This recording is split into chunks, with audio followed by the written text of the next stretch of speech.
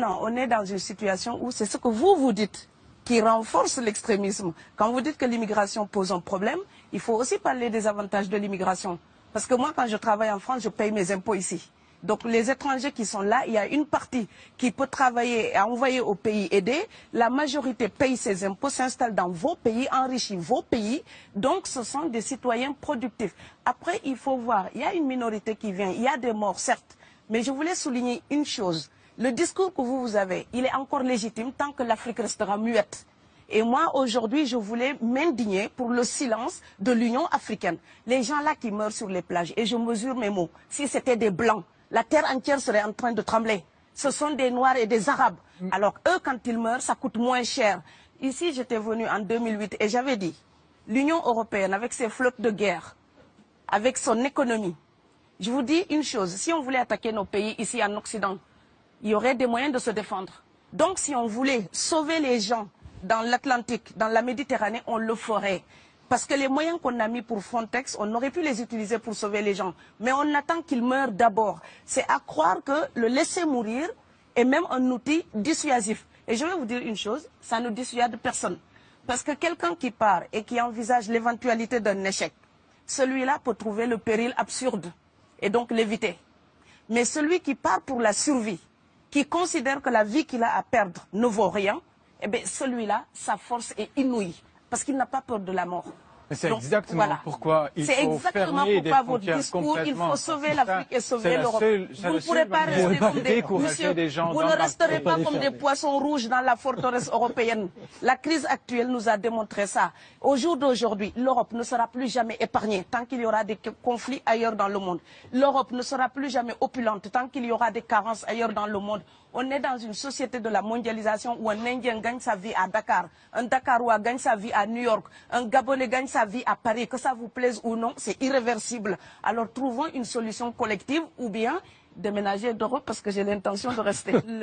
Quand quelqu'un part, c'est comme quelqu'un qui est élu, choisi, peut-être le plus débrouillard.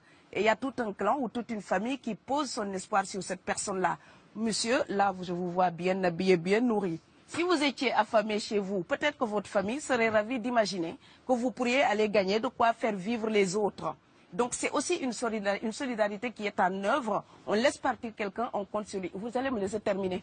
Et Schengen, entre guillemets Schengen, ça me permet d'être invité aux Pays-Bas, monsieur, donner des conférences dans vos universités. Quand ils trouvent que mon cerveau est convenable, là, ils l'utilisent. Par contre, ils sont embêtés à l'idée d'avoir mon frère, qui n'est pas aussi diplômé que moi et qui pourrait avoir peut-être envie de travailler dans le bâtiment. Donc, vos pays deviennent schizophrènes. On ne peut pas trier les gens comme ça avec les étrangers utiles et les étrangers néfastes. Et la deuxième chose que je veux dire aussi, c'est que les Européens, là, on voit des Africains qui viennent, d'accord? Ce mouvement, ce déplacement de population, on le voit. Mais on ne voit pas le mouvement des Européens allant vers les autres pays. Alors, celui-là, c'est le mouvement des puissants, ceux qui ont l'argent, ceux qui ont le bon passeport. Donc vous allez au Sénégal, vous allez au Mali, vous allez dans n'importe quel pays du monde, au Canada, aux États-Unis, partout où je vais, et je voyage tout le temps, je croise des Français, des Allemands, des Hollandais. Je les rencontre partout sur cette planète parce qu'ils ont le bon passeport. Donc, comme avec l'exotisme, l'Europe s'était arrogé le précepte unique, unilatéral, de l'exotisme. Les autres sont exotiques. Alors que pour quelqu'un de mon village, il n'y a rien de plus exotique que quelqu'un d'Amsterdam. Maintenant, pour l'étranger aussi, pour les voyages des temps modernes avec la mondialisation, quand les pauvres viennent vers vous, il y a des mouvements de foule qu'il faut bloquer.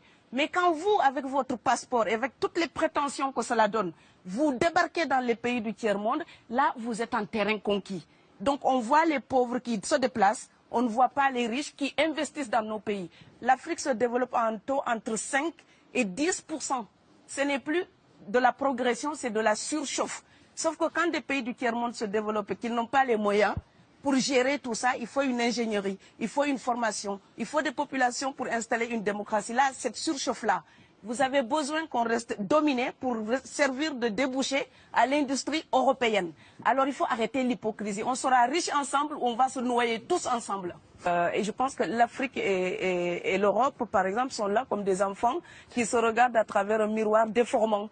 Il serait enfin temps qu'ils se respectent, enfin qu'elles se respectent suffisamment pour que l'Europe arrête de nous envoyer ses déchets industriels pour construire avec nous de véritables industries.